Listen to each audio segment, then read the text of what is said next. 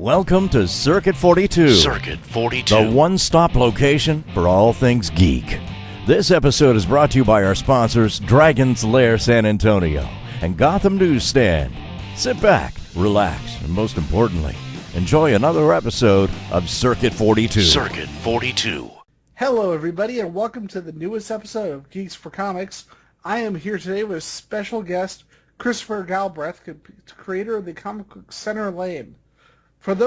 So, let's start this off with a bang. For those 5 people out there on the internet who don't know who you are you and what do you do? I am the writer and creator of Center Lane, which basically Center Lane is centered around an emancipated teenager after his parents got divorced and decided to move clear across the country from one another. His best friend, who was the closest thing he had to a big brother, actually offered him a third option of living with him so he could seek full emancipation. So he's one foot in the real world, the other foot still stuck in high school. So, what is it that inspired you to make this comic book? I was actually just toying around with the character concept. Originally, with David's character, the main character, I was toying around with just a kind of character that, say, he got a job at some coffee shop or whatever. I was actually reading through another online comic called Questionable Content doing this. Kept imagining him getting a job, ended up interacting with some of the older characters, and he would be the type of guy that people could offer him a beer and not even think about it because of how he held himself. And I eventually tried to scrap the idea, thinking it wasn't going to happen, especially getting onto a comic like Questionable Content, and I kept toying around with the idea. So a lot of times it just begins as a simple concept and just getting details together. I actually wrote the initial scripts about a year before I started posting the comic. So, question, is any of the, now you said it was based off the webcomic Questionable Content in some ways, like influenced by that. Were any of the events in the book or possibly upcoming events based in any way on your life growing up? Very few, if any. They're usually one-shot events. The only thing that was straight up inspired was a prank that ECD pulled. ECD, he's for any explanation, ECD is a weird entity. That's short for evil computer demon. He has no real power outside of high tech, which is why he's named that. And he pulled a prank on one of David's classmates by posting an error message that said, "You have performed an illegal operation. Your computer will self-destruct in 10 seconds, dumbass." And he did it like timing it to where he did it when he clicked save. So and that was actually based on an actual prank one of my computer teachers pulled on one of my classmates. Was it pulled on you? It's okay, you can tell us. It was not pulled on me. I actually went to the guy's computer to take a look and recognize exactly what it was. What it was that in you remember Windows 2000? Yes. Back in those days? Back in the Lana Way days, the dinosaurs? Yep. Back then you could actually send a message across a local network to a computer, and it's usually a DOS command that does it, but it pops up no different than any of the other error messages. The only difference is it actually tells you who the message is from and who it was sent to. So it was easily confused as an error message. The guy that it was actually pulled on, 5 seconds to reread it, and then he bolted for the door. That's amazing. Yeah. You know, it's really awful. What? You read Infinite Crisis, right? Back when it came out? Infinite Crisis? Yeah. I actually got the novel, actually. Oh, read the comic. It's really good. There's a lot of detail that's taken out. But in the Countdown to Infinite Crisis in the first issue, there's a part where Booster Gold is he's using his computer to help out Blue Beetle, and it's traced to his home, and what's found it to be a beam, like a satellite beam, hits the house and attacks them, and the house blows up. So first thing I thought of was when you mentioned that was this beam coming down. And Just blowing it up. Because we're weirdos here.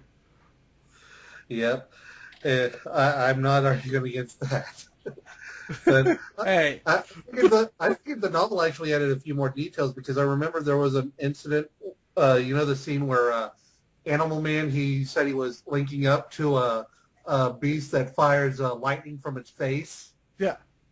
And the novel actually, one of the other characters actually said what it was, but I was told that it was never done in the comic. Huh. That's crazy. I was actually more going, if the utter's Pikachu, I'm burning this book. As it should be. As he is the best Pokemon. Oh, I'm not arguing. It's just wrong cross fandom reference to make. I don't know. I think if you're like Linkara, that could actually happen in one of your storylines. I have to go tweet that to Linkara now. New idea.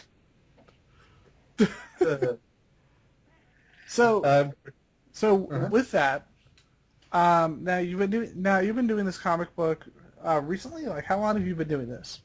We've been posting it online since November of 2013. Wow.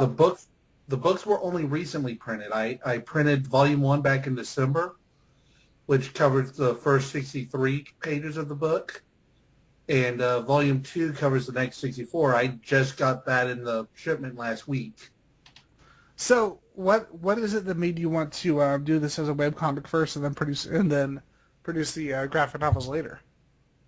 A lot of it was just trying to get it out. I knew I wasn't going to be a big enough name starting out, so the webcomic offering it let people see it was pretty much the best way I could try to build from the start. And even if it was just announcing an update to Reddit, which that alone got me 100 hits on update days, at the start at least. But it just starting out with that, when I actually purchased my own site straight off the bat rather than going to Comic Fury or anything like that. But it was just my first thought was get it out there to begin with, see how the people react to it. Now, question: you've talked about doing the comic book online. Have you ever considered going the Comixology route, or what do you think of the website? Comixology? Yeah. Do you know about Comixology? Yeah, I know. I know exactly what you're talking about with Comixology. From the looks of it, though, it looks like if this was set up, if I had set it up as a book to get to from the start, then that would also that would be a good option. The only other thing that the other thing that I was thinking of with this also being as a webcomic, this is updates no different than your newspaper comic in a way. So the webcomic format also worked better in that format. So I just produce a new page twice a week, or put up a new page twice a week every Wednesday and Sunday. So on top of that, this is not planned to have an end. This is an ongoing comic. And the more and as slow as I'm going through the story, that the more and more that seems like a real possibility. Now, have you ever considered possibly transitioning the comic for the webcomic entirely, or making maybe like preview pages? That way you would direct more people towards possibly purchasing the full comic via either online or in print.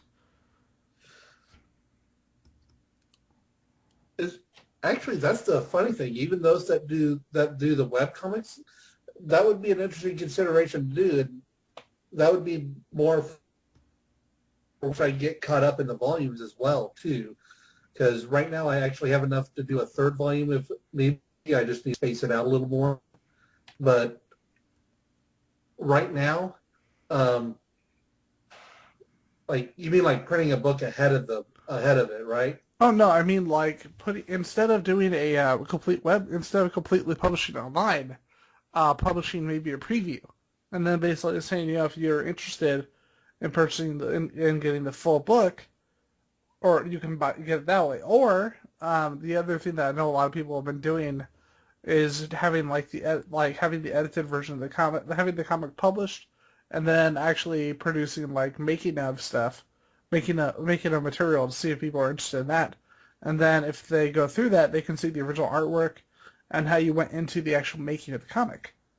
Right, doing bonus comic for the book and items like that. Yeah, like how Marvel used to do their director's cut comics, where they would have the standard one, and then if the book sold well enough, they do a director's cut where you could see kind of a making of and see how they made the comic in the back of the book. Yeah, and I'll actually consider doing that. I'm actually also looking at, as far, if you notice, the books were 64-page books, and a lot of that was also because that's the maximum page size that Kablam will allow before going into full graphic novel with a full spine and everything. The Kablam was the actual printer I went through. They, how can I say this? I was actually considering adding extra bonus content. Not only that, but side stories or backstories to the books. But right now, my first consideration was getting the pages, trying to find the right amount of pages to add to the book. And I started with 63 because it was a good stopping point for the story at that point. But if I wanted to, unless I wanted to pay more for a fully spined graphic novel, that I had to max out I had to keep my book at no more than 64 pages. That makes sense, and it definitely is a good way to save yourself some money in the production. Yep, but that'll be something I might do if I do say maybe another book in the future that's 1 and 2 or 1, 2, and 3 together. Say a one book that covers the first week in story rather than the first weekend or the first couple of days. Yeah. It's basically like saying, hey, you have read the comic, but check it out. Here's the uncut version. Here's some extra material. All you have to do is pay such amount, and you get access to all that. Yep. Especially if I could get permission from Jackie Wollenhouse. Jackie Wollenhouse is the creator of a comic called Between Failures. And several months ago, I actually did a week's worth of guest pages for him. This was at a time when Mr. Wollenhouse, he got hospitalized, and he was worried that he was going to lose his readers because he wasn't going to be able to keep up with the update schedule. So several people stepped up, and I actually produced about a week's worth of comics for a crossover event between our comics, where my main character David actually goes into the store that his comic is set around. That's really cool. And how did you go across putting the character into the storyline and kind of making it work? Between Failures is pretty much just as down to earth as Center Lane is. Where Between Failures is a workplace comic, it's pretty much like Empire Records. You remember that old 80s movie? Yeah, it was a 90s one, but that movie, yeah, I remember that movie. That was awesome. Yeah, think of Empire Records if it was set in Hastings. So you're saying it doesn't exist anymore? No. Oh, I'm sorry. That was mean. The store is actually just like Hastings. Okay. If that makes sense. In fact, he even admitted recently in a post that he used to work at Hastings. Speaking of which, that's really disappointing, the news about Hastings kind of going out, because that store was awesome. It was. I know I went back to, I used to go to the New Braunfels and San Marcos stores all the time. Well, they're still going to be around till October. Right. Yeah. I actually, a few weeks ago, went by there once and picked up a book quickly, and they were getting bare-boned. And that was just the New Braunfels locations. Oh, wow. That sucks. Okay, so with that, back to this, I was just wondering, what are this? Now you talked about the webcomics that you've looked at, What are some of the books that what are some of your favorite comic books, and how do you think they affected your work here? Favorite comics in general, whether it's web comics or just published books. Yeah. Well, one I wouldn't say influenced it so much as I found a parallel after I had started it. You know the book, the Valiant comic Archer and Armstrong. Yeah, I haven't read the new one, but I remember the original by Christopher Priest. Yeah, the newer arc, Archer and Armstrong. When I saw that the first time, I'm like, oh great, that's David and Kyle, right there. Like, just not the superhero bit, but their semantics with the way their behavior is. That sounds kind of awesome. like they, you know how Archer's kind of the prude Christian type in the newer version. Yeah. Where Armstrong's the drunkard that's been around for however long and whatnot. Yeah. And I mean, it's not to that extreme, but once I saw that, I'm like, that's David and Kyle right there.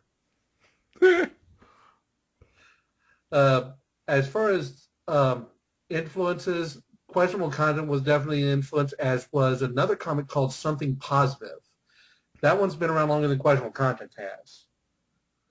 That one's by Randall Milholland. And he basically just a guy that was outright depressed, and his buddies just pretty much had started out as a coming-of-age thing. Not really coming-of-age, but just a random humor comic. The characters were a bit off the wall. Like, they were getting away with stuff that you and I would probably throw in jail for. So the best stuff. Yeah. I mean, one of my favorite things, they had this amorphous cat called Choo Choo Bear. He's like, the story behind him is that he's supposed to be so old and went through chemo so much that he no longer has his bones. That makes me sad. But they have and the thing is that this thing is extremely resilient, and he is just even more of an asshole than the others. But one of the early strips they did, this was in the middle of January in Boston. They dropped what they thought was what would make you think was a water balloon on someone passing by underneath, and he caught it and yelled back at him, "I don't know what's worse, the fact that you dropped a water balloon on me in winter, or the fact that you were inept enough not to make it break." And then suddenly the cat's head pops out of out of what he caught, going brrr, and he bolts. Okay, this sounds like a webcomic on acid. I'm not gonna lie. This sounds like a webcomic on acid. I'm not gonna lie.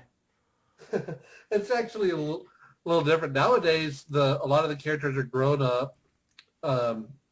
They've as far as children, any children that are there have pretty much been more or less either adopted in or just a surrogate father routine. Especially Rory. He's actually kind of awesome. The guy that's the main character, Devon's surrogate son. So, question. Back to your comic. Is there anything in particular coming up that you want to talk about, or like what are some of your favorite moments in the series so far? Some of my favorite things here. As far as what's favorite moments of what's coming back, what's already been done. I know the easy thing is going to be the relationship between David and Stacy, and the thing I like more about this is that he's in a position where he doesn't like to admit after his parents got divorced, he wasn't seeing much of himself getting into a relationship, let alone married, and it was because he figured if his parents couldn't get it to work after a 20-year marriage, there's no way he wouldn't stand a chance. So this girl's, she's trying to help him push him, but at the same time, she's trying to wait on him. You know what I mean? Yeah, I know what you mean. trying to help ease him in and trying to break him of basically years of the hyper discipline his mother put him through. And what about anything coming up? Is there anything that you could talk about, or are you gonna wait for that to come out? Coming up, I do know I'm still yet to get his father to actually appear, and as he mentioned, he's mentioned himself before, his father has his faults, but he was practically the complete opposite of his mother, if that makes sense. Yeah. I know in the near future I'm gonna really really get him mentally stressed when it comes to finals week, and he's trying to push himself, but he's getting sick. So basically, you're treating him like writers treat Matt Murdock. Pretty much. He's gonna. I mean, and one of the things I'm actually planning for it is like he finally gets to the test, but everything's starting to blur out, and he eventually falls unconscious and wakes up in a hospital bed later. And his first word, pretty much out of that, is "son of a bitch." Because if you saw the way he reacted to his standardized test, Yeah. the fact that he, like, the whole thing got blown by one essay point. He's a character who definitely... He's definitely a character I don't want to say he overreacts, but he does take a lot of things very, very personally. Like a lot of very small things. I think a lot of it, and not just I think, I know a lot of it. Yeah. He's the type of character that he tries to walk a tightrope when he's on a wide open highway. Huh. And a lot of that has got to do with, as I mentioned, how he's lived up to that point. That's what I like about his relationship with Kyle. Kyle's not a role model. He's an escape. He's what David needed more than anything, was someone to get away. That makes a lot of sense, because a lot of times you need your antithesis. Because without that, you're kind of allowing yourself to stay in the one place. Mm-hmm. And, yeah, I mean, sure, Kyle's lax. He's out for a good time. I know there's a backstory I planned. I already actually wrote a lot of it. I just need to actually do the finished draft and try to get it out at one point. But how the two met. And David was 8 years old at the time. Kyle was 16 and whatnot. His parent, some party was happening at Kyle's house while his parents, well, they knew about it, mind you. His parents were over at David's house because they were business partners with David's father. So they were taking care of business through there, right? Yeah. And Kyle's parents discovered David after he tried to sneak down and trying not to interrupt them and get a drink of water, and he slipped on the last step and, drew attention to him when he wasn't intending to. Yeah. And while everyone went to check if he was okay, his mother was pretty much, "I told you to stay up in your room." So, question. Away from that, what do you think of like you mentioned, the updates that you've done on Reddit and the success of those? What are the opinions on the book? What are the opinions of the numbers been on the book, and have they reached your expectations? Or what do you think of it? As far as opinions, other people's opinions on my book? Yeah, and the readership, that sort of thing. Well, readership has been pretty well. My opinions have ranged from seems improbable to, yeah, I've been through that. You know what I mean? Yeah. To the random Redditor going, "I don't get what's going on." Which at one point I started going and saying, "Hey, if you don't get what's going on, read the last few pages. It's a continuing story." You know what I mean? Exactly. Um, the big thing, the big thing for me, and I can totally get that, but I can also at the same time, um, like looking at different storytelling methods. Now, if they're saying things like, "I'm not getting what's going on," you're telling them to read the rest of the story. Do you maintain clarity as a writer throughout the whole thing, or do you generally tell a kind of story where you create a number of threads, and then once you reach the end, that's when everything kind of makes sense? It's one of those where I'm trying to reveal more as I go along, Yeah, and it's not just wait around. A lot of it is I'm also trying to do reveals at times when it actually makes sense, rather than dropping a full, exposition on what's going on from the start. Try to say, okay, yeah, this is what's going on. Like the part about his mother, no one knew about his mother until she finally showed up. I mean, they knew he was avoiding her to some extent, but they didn't know how bad it really was until she finally showed up.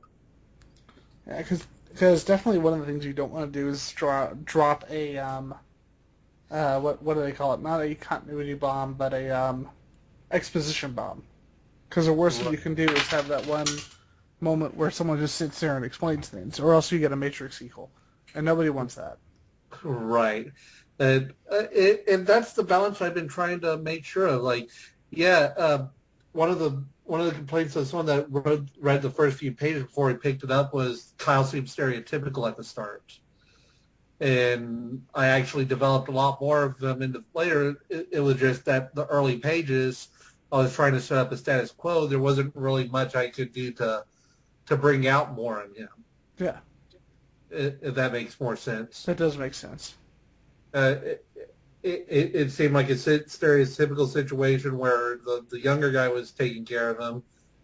In reality, it was still the other way around. It was just the main character was pretty much the sarcasm guy. You know what I mean? Yeah, basically playing with people's expectations, making them think they're going to get the same thing they've gotten over and over again, and then switching it up on them. Yeah, and mind you, that wasn't the intent. It was just more, this is what things are like. This is the status quo. Now let's bring in this situation and show you what this guy's really like. Exactly. Like there was a scene where Stacy and David fell asleep on the couch. And next morning he wakes up and he sees it, takes a picture of it, makes everyone think he's going to blackmail him. Nice. You know what I mean?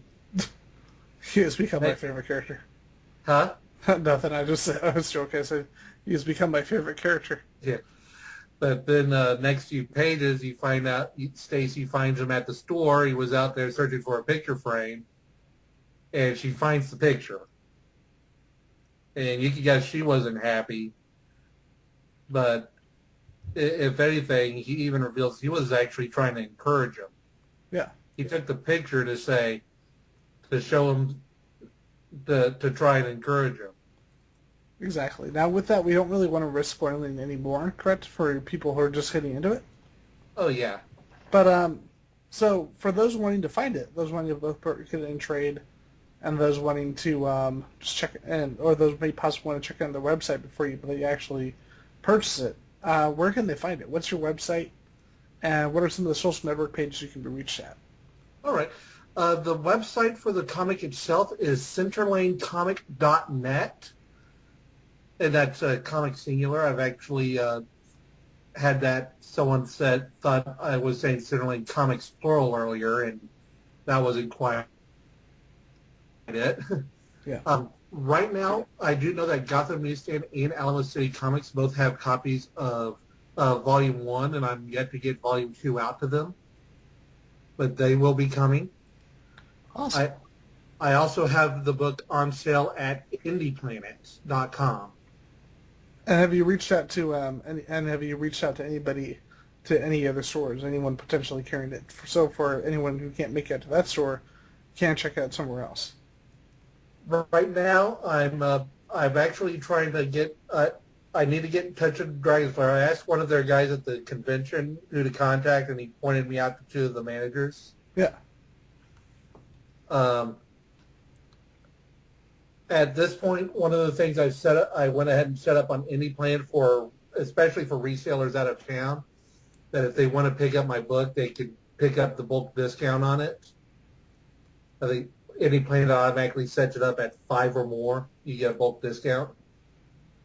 That's awesome.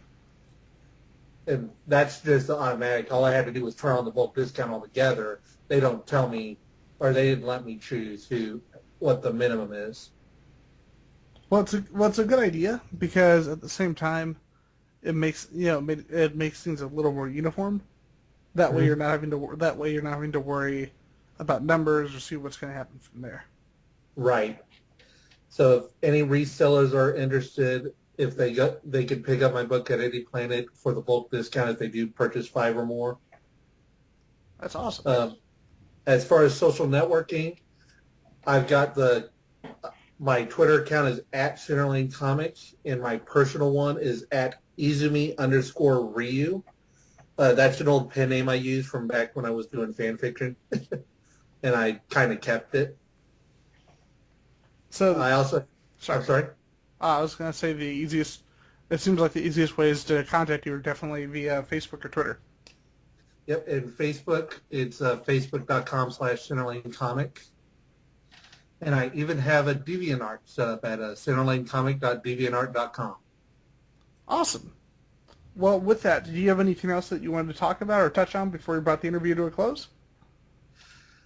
At this point, I don't have too much, but anyone that tries to enjoy it, anyone feel free to enjoy it. I just do advise as far as content. While I definitely don't do anything graphic, I do go into some adult content, so I definitely don't recommend it for little kids. It's definitely a borderline younger teens, older teens and older at most. I mean, it's what you expect when you get a 16-year-old hanging around a bunch of 20-somethings. Awesome. And I'm sure a lot of our listeners are going to appreciate that when they go check this out. All right.